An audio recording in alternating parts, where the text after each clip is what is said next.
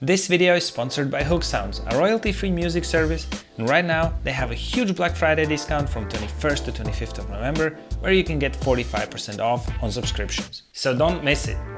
But in today's video, my friends, we are comparing three beginners cameras side by side: Sony ZV-E10, Canon M50 Mark II, as well as Canon SL3. I don't want you to just tell you buy this camera or buy that camera because this is better or that is better. I want you to think with me which features really matter for you, which ones don't matter, and how to make that decision for yourself so you get the best beginner's camera for you. Let's go. Alright, so the reason why I chose these cameras is because, well, basically they are the beginners cameras and they're very popular amongst the beginners. We're gonna go through each of the categories in this video, so if you want to skip some section, you feel free. This is not to compare the numbers with each other, it's more about your understanding what each thing does and how important that thing is for you personally. So all of them have come out in the last 2 to 3 years, Sony ZV-E10 being the newest one. Both the ZV-E10 and also M50 Mark II are the mirrorless cameras. However, the SL3 is the only one that is the DSLR, so-called, the very old camera. But of course the prices also differ a little bit. The Sony ZV being the most expensive, that costs about $700 body only, and the other two is roughly $600. However, don't focus on the price at the moment, because I will tell you later a little bit when it comes to the lenses by the end of the video why it makes sense sometimes to spend a little bit more on the camera body and then save up on lenses, and I'll just tell you why. So the resolution is the same, image ratios you can change, pixels. This is one important thing, 24 megapixels for all of the cameras, and the sensor size is the APSC. So these are the crop sensor cameras. None of them are the full frame because the full frame is way more expensive. Of course, there is a little difference in the millimeters, but we are not looking at that. That's not important. The sensor type and the processor is just to determine which generation they are and how powerful they are.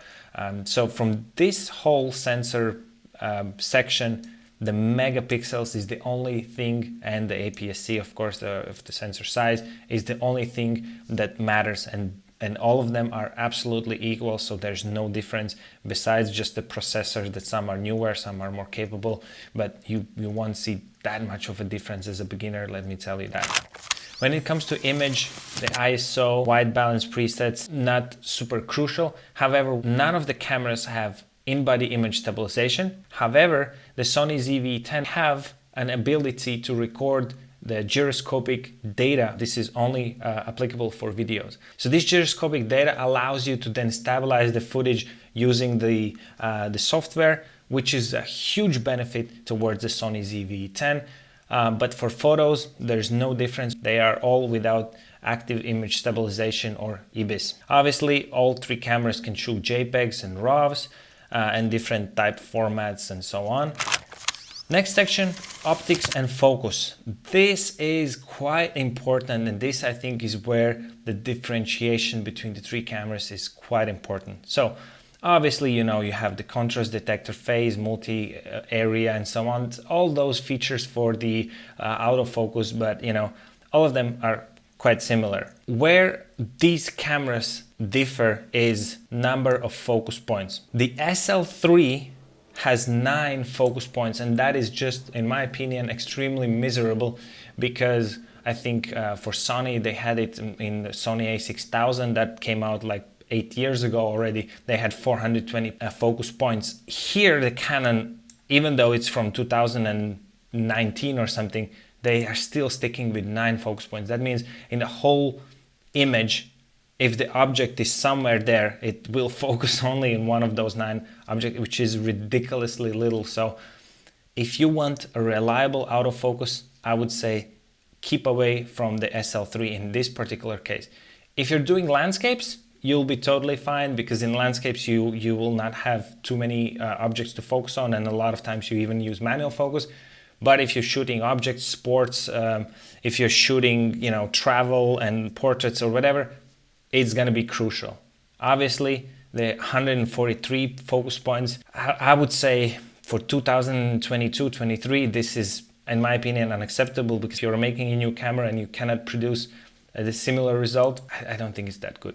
So therefore, all the points go to Sony ZV-E10 here, and that's a very important thing to know. Another extremely important thing to know is the lens mount. So Sony has this approach of having all of their lenses with the same mount, with the Sony E mount. So doesn't matter if you're using a full frame cameras, if you're using an older crop sensor cameras, newer crop sensor cameras, they have Sony E mount and they have wide selection of lenses. What Canon has been doing, they have these EF lenses and EFS lenses that they use for their DSLR cameras, and now they have these M50 Mark II Canon camera, which is a mirrorless camera, and they're using Canon EF-M mount. And then there's also a little bit more pro level mirrorless cameras, and they're using RF mount. So that means if you're getting tired of this M50 Mark II and you want to switch to RF cameras, you will not be able to use the lens unless you invest in the adapters, which not always gives the same results and also costs you money. And I think they're really screwing this up without having this ability to easily transfer. And this, again, points go to Sony E mount. Remember when I talked about the price? Here is a very interesting thing because yes, Sony ZV-E10 is more expensive by $100. However, if you look at the lenses that Sony E mount offers, they offer not only their own native lenses, they also offer from third parties like Sigma, Tamron, Viltrox, and so many more. Plus on top of that, a lot of manual lenses that are a lot cheaper. This is where you will save a lot of money if you're gonna keep investing in lenses and keep the same body. Moving on, a screen and a viewfinder.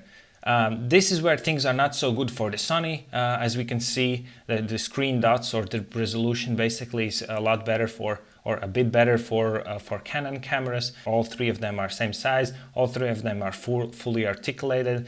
They are touchscreen, and basically all of the things are more or less the same. Remember, ZV-10 is sort of like a budget camera, beginner's camera, and they've stripped away a lot of features. And one of those features is the viewfinder.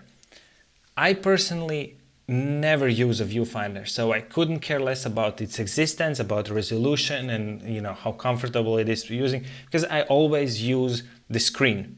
But some people never use the screen and all they want to do is use the viewfinder. If you're that kind of a person and you think you could never use the screen instead of a viewfinder, Sony ZV-E10 is not for you because it simply doesn't have a viewfinder. They've saved on space, they saved on costs, and they've removed the viewfinder, so you don't have one. Of course, M50 and SL3 from Canon has it. Moving on, photography features. This is all the same, shutter speeds and all the priorities that you can use, the exposure modes, the scenes, and so on. I'm not gonna go into the detail. Built-in flash, Sony ZV-E10, I told you it's a lot more stripped. It doesn't have a built-in flash. To be honest, if you have to use the built-in flash, you're doing something wrong, and the picture is going to come out horrible with the built-in flash because it's just going to be too harsh, and it's not a good idea to use the flash. So I would ignore this, but if that is important for you, again, points towards Canon. Here's a really interesting thing, continuous drive. So this setting is how many pictures a camera can take in 1 second. SL3 is the sort of like the most outdated. It only can take 5 frames per second or 5 photos per second. M50 is a little bit better with 10 frames per second, and ZV-10 is the best with 11 frames per second. Again, are you going to shoot sports and a lot of action and things in the movement? If yes, this is important for you. If not, ignore. All right, so self-timer metering mode doesn't matter that much because they're all usually quite similar. The bracketing for Sony, yes, and not a lot of people use that. Videography features. Those of you who use videos will find this useful. If you don't use the video, skip to the next section. So there's 3 things that you want to look at when you are comparing the video modes. First of all, the resolution. All 3 cameras shoot 4K. Second thing, how many frames per second can the camera do? In this case, all of the cameras can do up to 30, or in Canon's case, it's 24 frames per second. That's totally fine. That just means they do not have any slow motion capabilities. 100 megabits per second and 120 megabits per second is just how much information the camera gets per second when it's being, when the video is being recorded. And as you can see, Canon is a little bit better because it has 120 megabits per second, but Sony ZV-E10 has only 100. Not a big difference, but points go towards Canon. If you want to get slow motion, then you have to scale down to full HD. Sony can shoot 120 frames per second in full HD. Canon M50 can shoot only 60 frames per second, and SL3 Rebel also 60. So slow motion points go to Sony ZV-E10 because it can record 120 frames per second slow motion at full HD. Anything below that, we're not even gonna look at it because that's like 2010 and stuff, so we'll just ignore that. Microphone. There's multiple microphones on Sony ZV-E10 because it's intended to be sort of like a vlogging camera, and I'm not sure how many microphones Canon has, but it says stereo.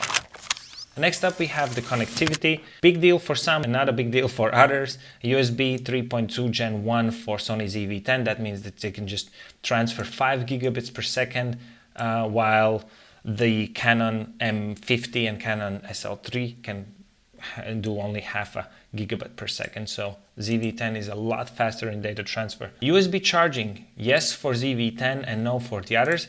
Why this would matter is because I personally also use the Sony camera as a webcam, and it's really nice that you don't have to buy these dummy batteries that are not that safe.